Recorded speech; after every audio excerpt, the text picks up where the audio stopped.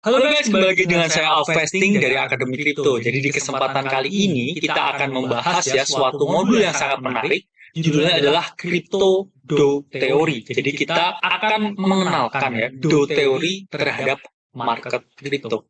Jadi timbul ya pertanyaannya, apa sih Do Theory ini? Jadi sebelum kita bahas ya mengenai apa itu Do Theory, kita mengupas dulu ya sejarah dari Do Theory itu. Jadi Do Theory itu merupakan gagasan ya yang diungkapkan oleh Charles H. Dow di tahun 1896. Jadi di tahun 1896 ya, Charles H. Dow ini mengeluarkan suatu gagasan tentang analisa suatu pasar, yang mana ya sampai detik ini ya banyak sekali ya ilmu technical analysis dan juga technical research ini yang mengacu dari Do Theory. Jadi Do Theory ini merupakan teori dasar yang akhirnya berkembang dengan sangat luas dengan berbagai cabang ilmu trading yang ada saat ini. Ya, jadi Do Theory ini dalam perkembangannya emang luas banget ya.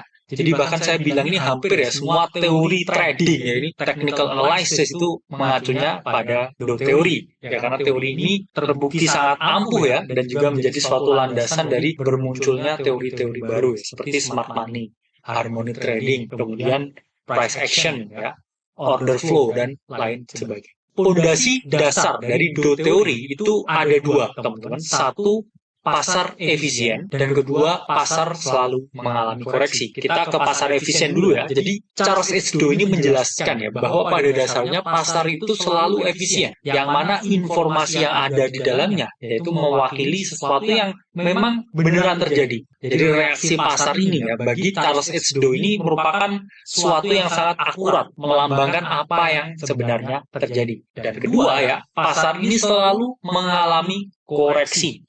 Jadi harga yang naik itu selalu turun. Itu asumsi utama dari Do Theory. Nyatanya juga benar ya. Harga itu kan pasti juga naik dan juga turun. Sehingga menimbulkan suatu siklus tertentu. Ketika teman-teman memperhatikan ya pergerakan harga ya, selalu ada season bull dan juga season bear. Bull itu season ketika harga naik, dan bear itu adalah season ketika harga turun. Terus, Do Theory ini apa bisa diterapkan di kripto? Ya, kalau teman-teman dengar ya, Do Theory ini kebanyakan digodok di saham. Kenapa ya? Karena saham ini kan aset sudah ratusan tahun ya, 500 tahun lebih. Sementara kripto ini baru belasan tahun. Sehingga di sini tesis kita adalah membawa atau mengaplikasikan ya Do Theory ini ke dalam market cryptocurrency. Karena jelas bisa ya, karena kedua ini sama-sama ya, market yang bisa dibilang ya relatif juga efisien ya. Kemudian kedua, ini pasti terjadi koreksi ya. Dalam setiap naik dan turunnya itu selalu ada koreksi. Begitupun juga di market crypto. Fungsi Do Theory ini apa ya? Pada dasarnya Do Theory ini memiliki fungsi ya untuk mengetahui tren. Sehingga kita ini nggak ada dalam tren yang salah. Karena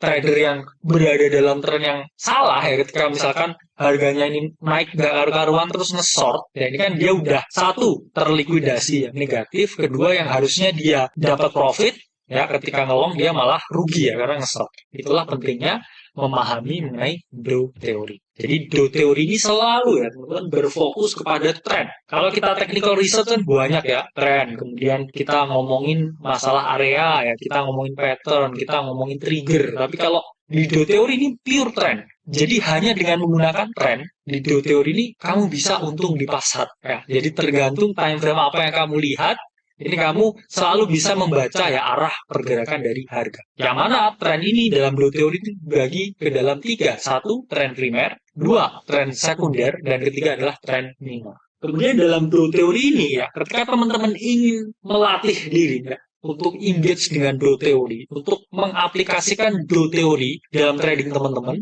atau ketika teman-teman punya ya suatu konsep ya, terus kemudian pengen aplikasi Do Theory di situ, teman-teman pada dasarnya harus melatih 4 hal ini. Satu, pilih satu instrumen aja. Ya, ini kan yang harus ini ya di garis bawah ya teman-teman. Jadi di dalam bukunya itu ya dijelaskan kalau lebih preferable hanya ke satu aset. Oke, let's say kita fokus aja di Bitcoin ya berarti, karena Bitcoin adalah yang paling besar ya di dalam sini. Bahkan di dalam Do Theory ini latihannya hanya menggunakan S&P 500 terus ya. Latihannya hanya menggunakan S&P 500.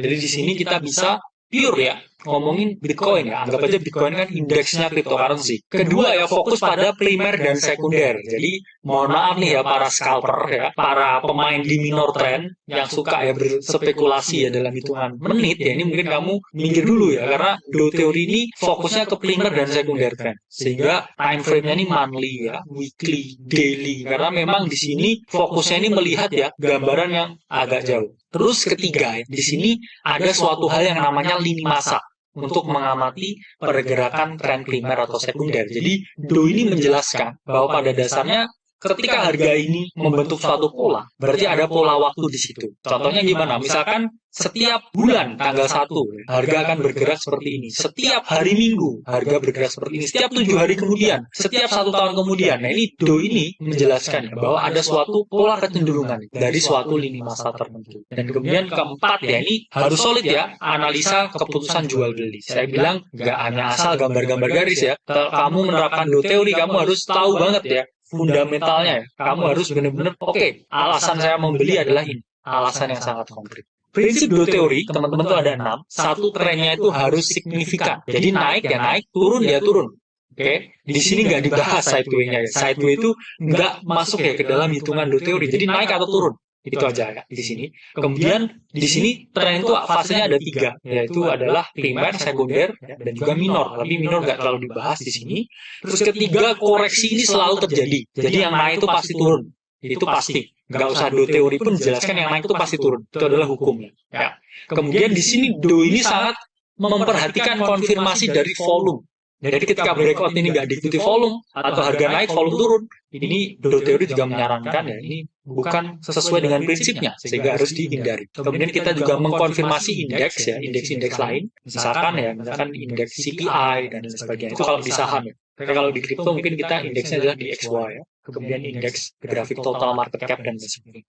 Terus kemudian terakhir ya, tren ini akan terus berlanjut sampai adanya perubahan flow. Jadi misalkan kita menggambar suatu tren lain ya, dia ada kecenderungan naik. Berarti biasnya itu naik terus. Sampai mungkin ada informasi yang berubah, seperti trennya yang switching. Seperti itu. Jadi ketika tetap ya informasinya, bias kita tetap. Dan itu adalah 6 prinsip dari Do teori. Oke, self-fasting dari Akademi Kripto. Sampai berjumpa di video selanjutnya.